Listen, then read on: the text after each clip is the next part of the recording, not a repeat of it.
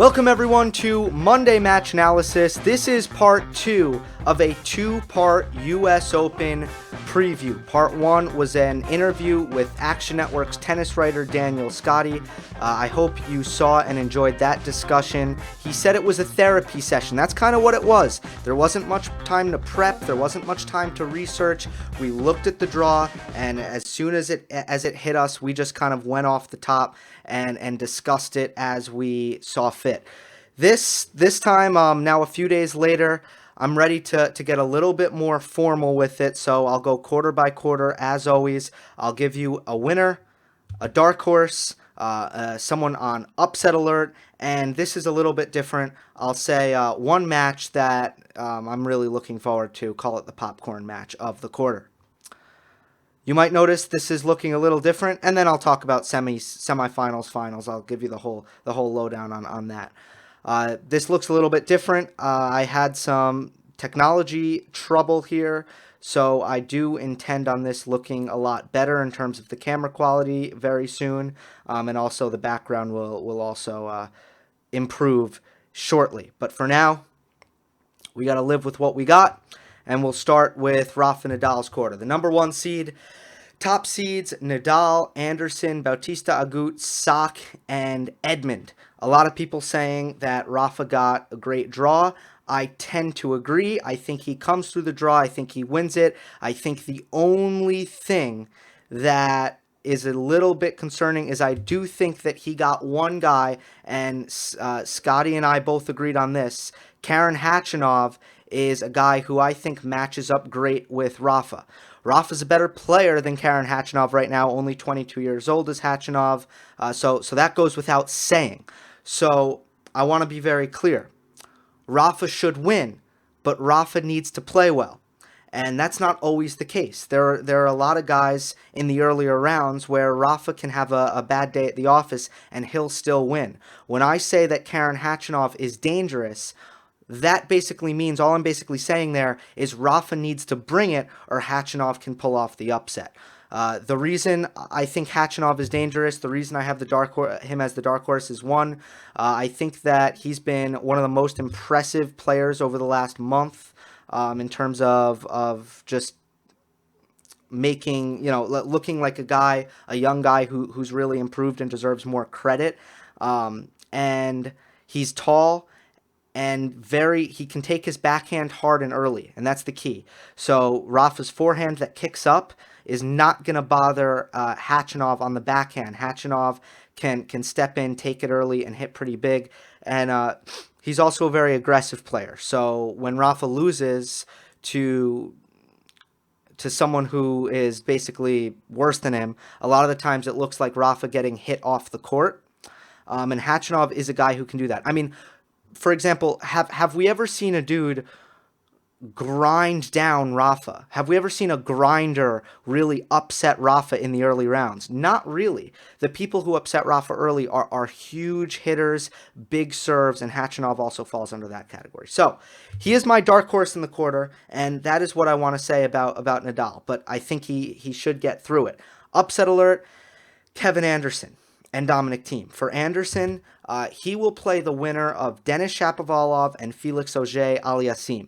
And I think, especially if Aliassime wins that match, and I'm actually starting to kind of slightly lean that way, one of the things that I think Aliassime does really, really well is return.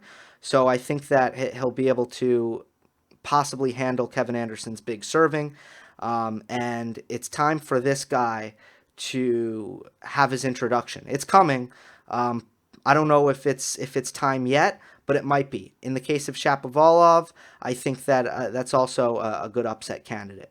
For Thiem, I'm going off the top here. Let me take a quick look back at who I have Dominic Thiem possibly losing to. Oh yes, it is Denis Istomin. That would be kind of a crazy upset because Istomin isn't even favored to win his first round match against Stevie Johnson. And by the way, I don't really think Thiem would lose to Stevie Johnson. I don't know. Thiem basically has no form, and that's why I put him on upset alert. and that's really it. It's not a matchup thing. It's not that he got a bad draw. It's just he has no momentum here. And ever since the clay court season, he's really had no momentum. Popcorn match, Federer and Nadal in the first round. So let's take a quick look at this. Didn't mean to do that weird transition there. Let's take a quick look at this just to recap. Nadal gets through. Watch out for Khachanov, Anderson, and team on upset alert. And I'm really looking forward to Federer and Nadal in round one. Not because I think it's going to be a close match, because I think Nadal will win fairly easily. But opening night, Arthur Ashe, possibly Federer's, and I got to try not to cry when I say this, but possibly Federer's last match in a major. So I have that one circled, and that's the worst quarter in terms of entertainment, in my opinion. Nadal's quarter doesn't have that much intrigue, in my opinion. Let's go to Juan Martin Del Potro's quarter. He's the number 3 seed. Grigor Dimitrov, John Isner, Stefanos Tsitsipas, and Borna Coric are the top seeds in this quarter. And this is the pick I'm least confident about, but I have Juan Martin Del Potro getting through. Stan Wawrinka is a dark horse. He's starting to round into form slowly but surely. I think that we've been spoiled by Nadal and Federer because Rafa, he's done it so many times in his career. He gets injured, he comes back, and he doesn't miss a beat. He's good right away. Serena, she's done that in her career. Federer did that in 2017, but that's not really normal. So I think when Stan came back and he wasn't playing well, everyone's like, oh, Stan might be done. Including me. I'm guilty of this. But I think that maybe we forgot that it's actually normal for something like this to take some time and get back. Stan's age, though, considering Stan's age, he'll probably never got to where he was in 2014 and 2015. But I think that Stan makes the round of 16, actually, in this one. And by the way, in Rafa's quarter, because I didn't say, I think that Felix could make the round of 16. I think that Shapo could make the round of 16. If not, I'd say Anderson will make the round of 16 if he gets through those Canadians.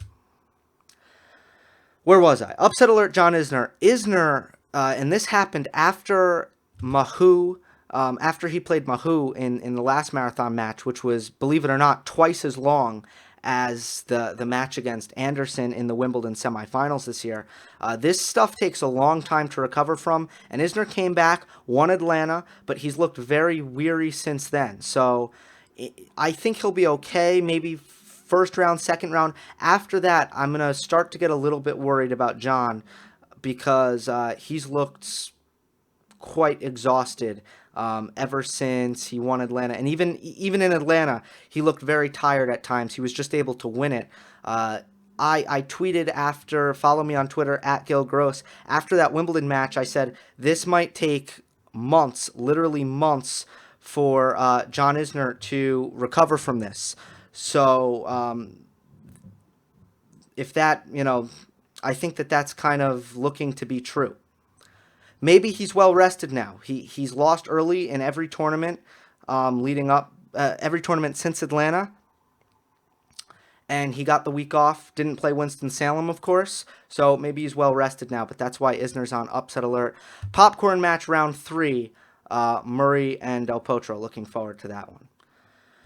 Let's move along now. Sascha Zverev, top seeds. Marin Cilic, David Goffin, Diego Schwartzman, Kei Nishikori. I do have Sascha getting through here. Most people will have either Sascha or Cilic. I don't think a lot of people will be picking Goffin, who was very impressive, obviously, in Cincinnati, but also now has the shoulder injury, so they kind of offset each other. Diego Schwartzman in there. Kei Nishikori is someone who I thought would have a better hardcourt season than he did. Ultimately, Sascha has a great draw here. He's got a great draw. He's very well rested. And the one thing that you could say is, well, he's going to have confidence issues because he hasn't been playing well.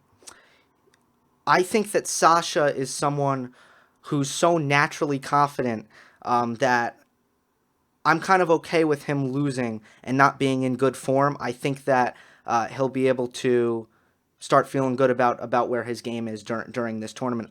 He doesn't strike me as a dude who can get easily insecure about his game. So that's why I have Sascha. The other thing that might help is Marin Cilic has a difficult draw. I think his first round is a dangerous opponent, Marius Chopin. I think Francis Tiafoe in the third round is my dark horse. If Tiafoe is going to make a run and start playing, if he's going to play the best major of his life, it's going to be in New York. And I was disappointed with Francis in D.C., but since then he's had good results. And he's someone who I think that he lags behind some of the other guys in his generation, his age. But I wouldn't have said that 4 months ago when he beat Juan Martin Del Potro in the Delray Beach finals, winning that tournament. So Tiafoe's dangerous on hard court. I like him on grass and hard court. I don't like him on clay. And he's my dark horse here. Upset alert, Marin Cilic. It's kind of a gut thing, I got to say. I also think Tiafoe's a guy who defends well enough where the errors could creep in for Cilic. Popcorn match, second round, Gill Monfils, Nishikori. That would be a fun one. Roger Federer's quarter, the fourth and final quarter. You got Novak Djokovic, the most dangerous floater outside the top four by far. That goes without saying. Fabio Fognini, Pablo Carreño Busta, and Hyun Chung. I like Djokovic. I don't think that there would be, first of all, I don't think that anyone's overly dangerous early on for Djokovic. I think the only thing that's dangerous for Djokovic is himself and his tendency this year, and it's been a little while since I've seen it. Well, I don't know if that's true. I'll just say the only thing that's dangerous is Djokovic's mental inconsistency in this season. But if he's able to do what he's done, what he did at the French, if he's able to do what he did at Wimbledon even, then he'll get through his early rounds just even if he's not his best, which he often hasn't been. But he's just fought through it. He's fought. We've seen it a lot. We saw it all throughout Cincinnati. And I just don't think there's any reason to pick him or to pick Federer over him after what we saw in Cincinnati. I think that the U.S. Open, the best of five, the slower courts, that should all help Novak. Federer will play better, but I still think Novak would win if they meet in the quarterfinals. No dark horse here. I just didn't really see anyone that I liked. And upset alert, Hyun Chung just hasn't looked good to me over this hard court stretch. I was very excited about Chung earlier in the year when he beat Novak in the Australian Open because he's very attractive to me as an athlete, as an elite athlete in the sport who also has a lot of potential offensively, a lot of pop off the ground, and a pretty good backhand. What I've realized recently, and I'll go more in depth another time into this, Hyun Chung does not know how to use his skills yet. He has a lot to learn, and right now I'm thinking he's going to be a late bloomer. A guy who doesn't really reach his potential until he's maybe 25. And he's 22 right now, for reference. Popcorn match, Kyrgios, Federer, round 3. So that's all of the quarters. A little bit chalky, I know. But to me, I'm gonna pick the most likely outcome. You know, it's not like I'm telling you... it's not like this is a betting preview. If this were a betting preview, then I would say, well... this guy's a long shot and I think he has a chance, so you should bet on him. I'm going to give you the most likely outcomes. So, not to say I'm always going to pick the favorite, but if I think that the favorite is indeed the most likely outcome, if I agree with the favorite, then I'm picking the favorite. So that's kind of how this goes. Final weekend. Nadal versus Del Potro, Djokovic versus Zverev. And I see Nadal and Djokovic both getting through in 4 sets. Djokovic over Nadal once again in 4 sets, and this is where people will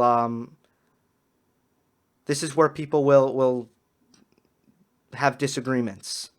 A lot of people are saying that Rafa should be the favorite here. A lot of people are saying Djokovic should be the favorite here.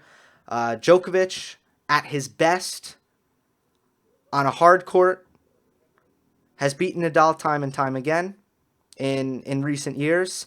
And I'm going to go ahead and just say Novak's back. And if Novak is back, then he should be favored to beat Rafa on a hard court.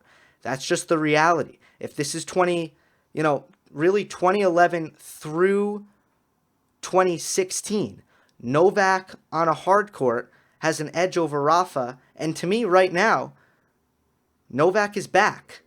He is. So that's why I have Djokovic prevailing in the U.S. Open.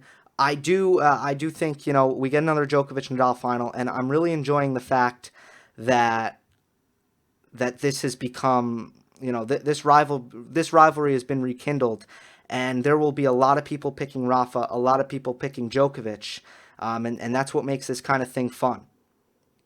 If we get it, obviously, I'll be going in much more depth about this matchup and revisiting perhaps the Wimbledon semifinal, which was so close, a matchup I thought Rafa would win. He had 2 break points at, I'm not even going to get into it, basically a really, really close match. That's kind of my point there. That's all I got. Go crazy. What are you expecting? What picks am I completely wrong about? What picks do you agree with?